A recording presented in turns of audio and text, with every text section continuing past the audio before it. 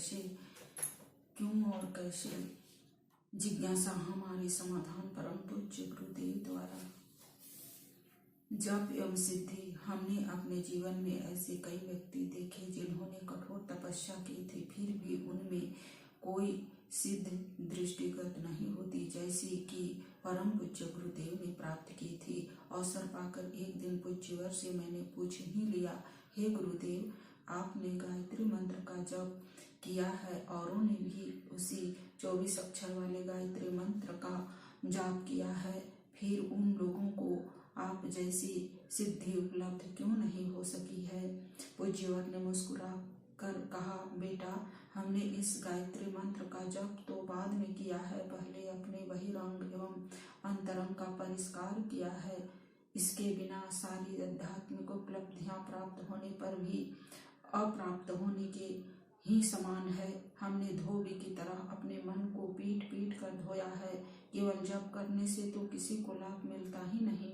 यह कहकर गुरु जी ने एक आंखों देखी घटना सुनाई। हिमालय में 2 महात्मा रहकर तपश्चर्या कर रहे थे। वे निर्वस्त्र व मौनी थे। कुछ जमीन थी, उससे कंदमूल फल प्राप्त हो जाता था। गुफा में रहते थे, खाते थे और जीवन निर्वाह करते थे। एक बार दोनों महात्मा गर्मी के दिनों में गुफा के बाहर जमीन की सफाई कर रहे थे। अपनी अपनी गुफा के सामने यह सफाई का क्रम 1-2 दिन चलता रहा। एक दिन एक महात्मा ने दूसरे महात्मा की थोड़ी ही जमीन पर कब्जा कर लिया। दूसरा महात्मा क्रोधित हुआ, उसने इशारा किया, त्योरियां चढ़ गई।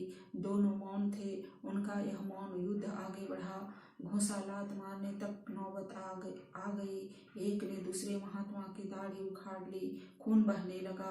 पूज्यवर ने कहा, हमें आश्चर्य हुआ कि हिमालय में मौन तपस्वी, गुफा में जीवन व्यतीत करने वाले ये साधक और इनकी ऐसी स्थिति, धिक्कार है ऐसी साधना को। जब तक अपना परिष्कार नहीं होता तब तक कुछ भी प्राप्त नहीं कर सकते। जब तक व्यक्ति अपनी धुलाई सफाई नहीं कर लेता तब तक उसे मंत्र सिद्धि हो ही नहीं सकता।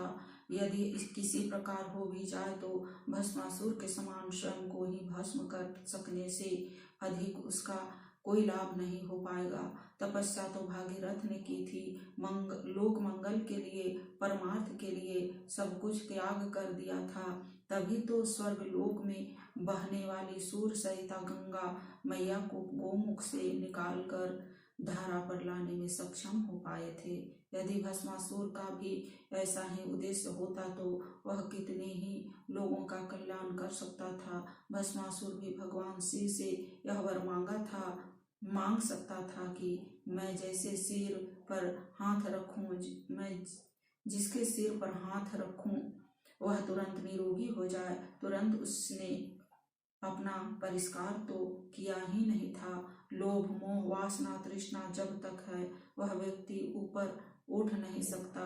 ये आसुरी वृत्तियां पतनोन्मुखी बना देती है। आत्मशोधन की प्राथमिक पाठशाला उत्तीर्ण करने के बाद ही अध्यात्म की पहली सीढ़ी पर कदम रखकर आगे बढ़ा जा सकता है। आत्मशोधन यदि कर ले तो आत्मविश्वास का मार्ग खुल जाता है। हमने 24 वर्ष तक मात्र जौ की रोटी और छाछ ग्रहण करके जीवन बिताया। किसी प्रकार की चटपटे नमक, मिर्च, मसाला का प्रयोग नहीं किया।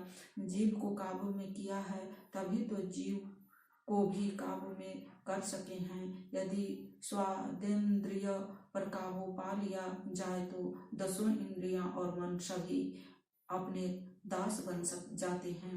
अतः साधक को पहले अपने मन को धोना पड़ता है। कबीरदास ने ठीक ही कहा है, कबीरा मन निर्मल भया जैसे गंगा नीर, पीछे पीछे हरि फिरत कहत कबीर कबीर।